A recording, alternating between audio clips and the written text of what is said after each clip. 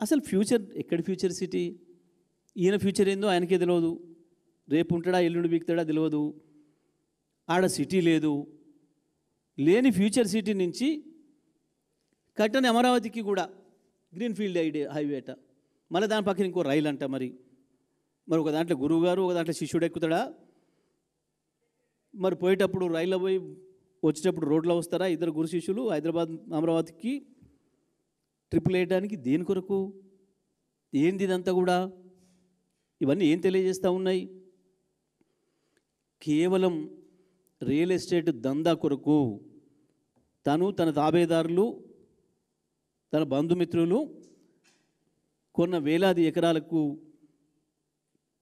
ఏదో ధరలు పెంచుకోవడానికి, డబ్బులు సంపాదించుకోవడానికి ఉపయోగపడతాయన్న ఒక దుర్మార్గమైన ఆలోచన తప్ప ఎక్కడ కూడా ప్రజల కోణం లేదు, ప్రజల అవసరాలు లేవు, దీంట్లో ప్రజల డిమాండ్ లేదు.